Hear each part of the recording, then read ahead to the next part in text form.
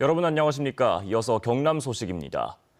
문재인 정부가 출범한 지 이제 2년이 지났는데요. 그동안 경남 지역의 8대 공약 사업은 얼마나 추진됐는지 그 현황을 짚어보겠습니다. 50년 수건 사업인 남부내륙철도가 정부 재정 사업으로 확정되는 성과는 거뒀지만 아직 준비 단계이거나 시작도 못한 사업들도 있습니다. 조미령 기자입니다. 문재인 대통령은 지난해 말 경남 지역 공약이자 김경수 경남도지사의 1호 공약인 남부내륙철도의 착공을 약속했습니다. 경상남도는 남부내륙철도 기본계획 수립을 위한 국비 예산 70억 원을 확보해 오는 9월 한국개발연구원의 사업계획 적정성 검토를 앞두고 있습니다. 오는 2020년 정부 예산에 기본 설계비 500억 원 반영이 가장 큰 목표입니다. 관계 부처와의 협의가 가장 중요하고요. 그래서 저희들 경남에서도 이런 부처와 긴밀한 협의를 앞으로 지속적으로 추진하면서 지역 공약을 성공적으로 추진하기 위해서 노력을 하겠습니다.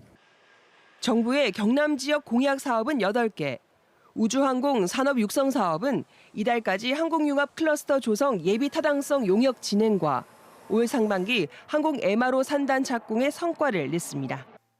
창원 기계산업 융복합화 사업은 기술성 평가를 통과해 산자부의 예비 타당성 조사를 준비하고 있습니다. 하지만 준비 단계에 있거나 아직 시작도 하지 못한 사업도 많습니다. 항로와 연계 6차 산업 활성화 사업은 이제 시작 단계입니다. 20개인가를 이렇게 선정을 해서 저희가 약초를 이용한 아이템을 내서 공모에 확정이 된 거예요. 시작 단계로 보시면 됩니다. 동남권 의생명 특화단지 조성 사업도 종합계획 연구 용역을 마무리했지만 아직 중앙부처와 협의를 끝내지 못했습니다. 용역 출간 자체가 저희 쪽에서는 센터 건립이나 이런 쪽을 바라고 있는 기반 구축이나 이런 쪽으로 조금 힘들다 이래가지고 하나 정도로 집중해가지고 좀 한다든지 조금 추진이 늦어지고 있는 편이지. 경상남도는 사업 추진이 미진한 공약은 사업 통합이나 과제 발굴로 추진해 나갈 계획입니다. KBS 뉴스 조미령입니다. 진해 두동지구는 지난 2003년 경제자유구역으로 지정되면서 각종 개발이 추진됐습니다. 하지만 20년 넘게 사업이 표류하면서 주민들이 큰 어려움을 겪어왔는데요. 전국에서 처음 시도된 사업 모델로 이제는 주민들이 다시 돌아와 살고 싶어하는 곳으로 대변신을 준비하고 있습니다. 손원혁 기자입니다. 개발지구로 지정돼 태풍으로 벽이 무너져도 집수리도 제대로 못했던 진해 두동마을입니다. 이게 종입니다. 종이. 이게 한번 봐서 이래가 사는 집 우리 집밖에 없어요. 이 동네도. 예. 지난 2003년 경제자유구역으로 지정됐지만 LH가 비용 문제로 개발 사업을 포기하고 20여 년 동안 각종 이유로 사업이 표류하면서 재산권 행사조차 못하게 된 주민들이 개발지구 해제를 요구하기도 했습니다. 20년째 고통에서 한시라도 벗어나고 싶은 마을 주민. 하지만 행정기관은 너무나 느긋한 입장입니다. 갈 길을 잃은 개발 사업은 전국에서 처음 시도된 사업 모델로 활로를 찾았습니다. 지난 2015년 경제자유구역청이 직접 시행자로 나서 민간 투자를 이끌고 주민들은 토지 보상 대신 땅 일부를 돌려받는 다자간 협력 방식입니다. 168만 제곱미터에 달하는 개발 사업 터 준공을 한 달이 앞두고 있습니다. 36만 제곱미터의 첨단 물류센터 땅은 모두 분양됐습니다. 14개 기업으로부터 6천억 원이 투자돼 2,400여 명의 고용 창출이 기대됩니다. 역으로 행정에서 제안을 하고 주민이 선택을 하고 기업이 다시 선택을 해서 서로 이렇게 협약과 약정을 통해서 사업을 할 수 있도록 그 구도가 짜진 겁니다. 산업용지보다 큰 주택용지에는 아파트 7,400여 가구가 들어설 예정입니다. 2만 5천 명이 사는 신도시로 개발될 두동지구 성공의 남은 과제는 대규모 아파트 등 주거단지 조성입니다.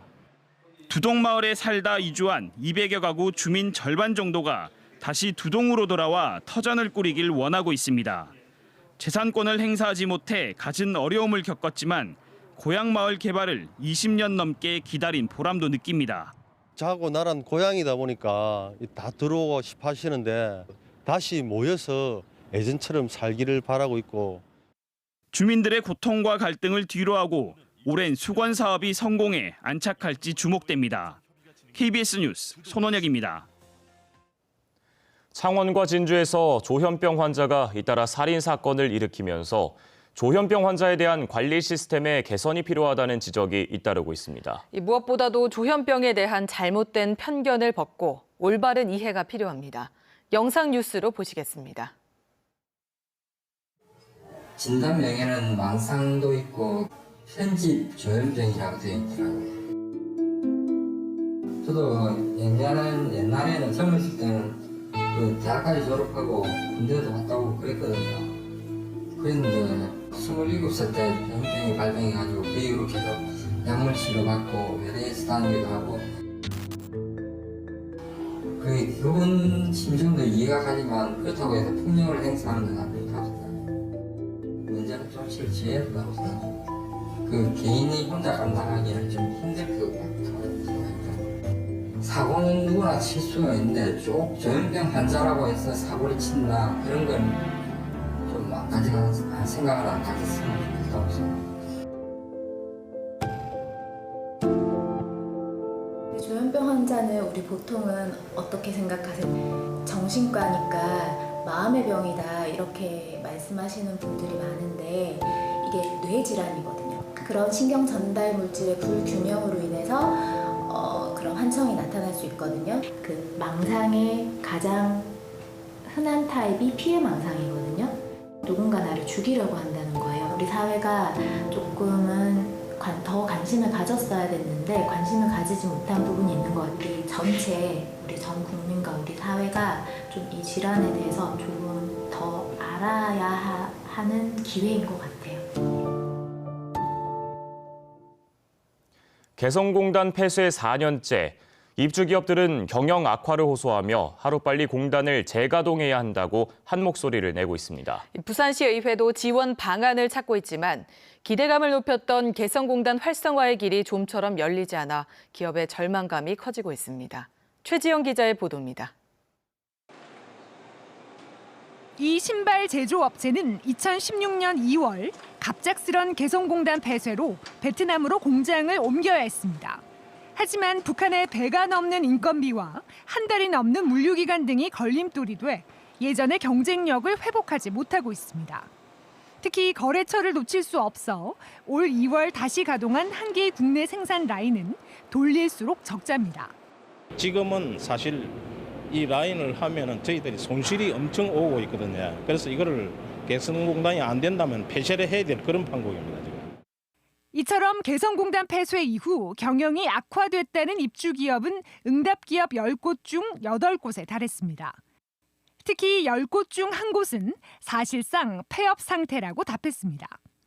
입주기업들은 개성공단은 국제 제재와는 무관하며 북의 비핵화를 촉진할 수 있는 단계별 사업으로서 제재 예외를 인정해 다시 문을 열어달라고 요구하고 있습니다. 남과 북 국민들 간의 적대감이나 서로에 대한 경계심 이런 것들을 사실상으로 허물어 왔던 게 개성공단이거든요. 국민들이 제대로 이해를 하고 지지를 해주는 것이 개성공단 재개를 위해서는 꼭 필요한. 이런 가운데 부산시 의회도 조례 제정을 통해 지역 입주 기업을 지원할 계획입니다. 결국은 평화가 경제다. 평화가 결국은 이제 돈이 된다라는 것들을 이해시키기 위해서 저희 시의회에서 노력을 할 예정입니다. 개성공단기업 비상대책위원회는 오늘 부산에서 관련 토론회를 여는 등 공감대를 넓혀갈 방침입니다. KBS 뉴스 최지영입니다.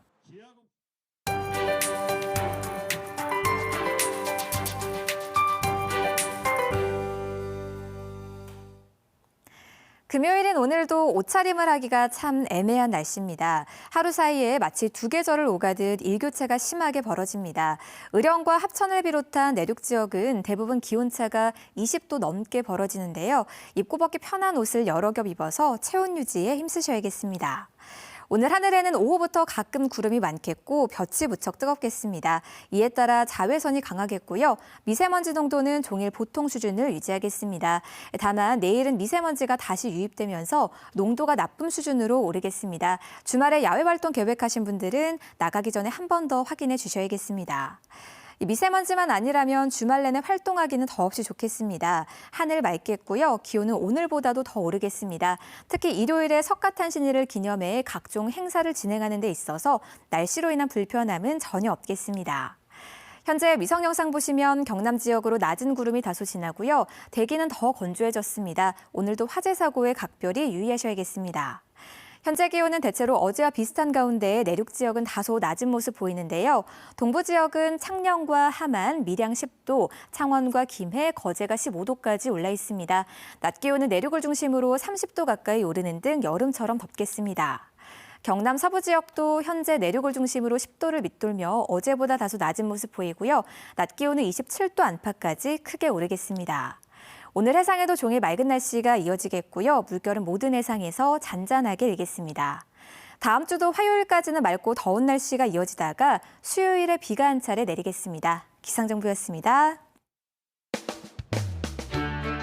밀양시 초동면 행정복지센터가 국토교통부의 아름다운 우리강 탐방로 100선에 뽑힌 초동 연각이 돼서 꽃 양귀비와 함께하는 초동 면민 걷기 대회를 펼칩니다.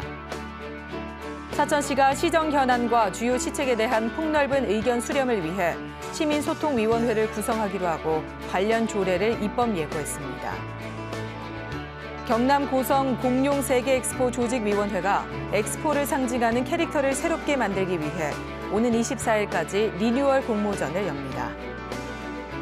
제23회 하동 야생차 문화축제가 오늘부터 나흘 동안 화계 악양면 일원에서 왕의 차 다향표원 1000년을 넘어 세계에 닿다라는 주제로 열립니다. 창원 지역 시내버스 회사들도 주 52시간제 도입 대책 마련 등을 촉구하며 어제부터 오늘까지 이틀 동안 파업 찬반 투표를 진행합니다. 창원 시내버스 노동조합협의회는 소속 노조 7곳의 파업이 가결되고 노동위원회 조정도 성립되지 않으면 오는 15일부터 파업에 들어갈 수 있다고 밝혔습니다. 시내버스 노사는 오늘과 오는 14일 경남지방노동위원회 조정에서 다시 협상을 시도합니다. 경상남도의회 교육위원회가 학생인권 조례안을 오는 15일부터 이틀 동안 심의하기로 했습니다. 표병호 교육위원장은 학생인권 조례로 인한 지나친 소모전은 도민들의 갈등을 부추기고 논란을 확산시킬 우려가 있다며 위원회에서 타당성과 실효성에 대해 충분히 논의한 뒤 결론을 내리겠다고 밝혔습니다. 간담회에 참석한 의원들도 상임위에서 결과를 도출하자며 뜻을 모았습니다. 장기 미착공 상태인 사천 대진 일반산단의 사업기간 연장에 대한 주민설명회가 열렸습니다. 사천시는 어제 곤양면 주민설명회를 열고 지난 2015년 일반산단 승인을 받았지만 착공하지 못한 대진산단에 대해 사업기간을 내년 말까지 연장하는 방안을 설명하고 주민 의견을 들었습니다. 사천시는 주민설명회를 통해 여론을 수렴한 뒤 대진산단 사업기간과 사업시행자 변경 여부를 검토할 계획입니다. 창원 지역 전체 근로자 수가 40개월 만에 처음으로 늘었지만 성산군은 오히려 준 것으로 나타났습니다. 창원 상공회의소가 고용보험 가입 상시 근로자 수를 조사한 결과 창원 지역은 올해 1분기 25만 3천 명으로 지난해 같은 기간보다 3%인 7,300명이 는 것으로 나타났습니다. 창원 근로자 수의 증가는 2015년 말 이후 40개월 만에 처음입니다. 그러나 근로자 수 10만 명으로 전체 근로자의 40%를 차지하는 창원 성산군은 오히려 1년 사이 0.3%가 줄어 주력 산업의 침체를 반영했습니다. 뉴스를 마칩니다. 시청해주신 여러분 고맙습니다.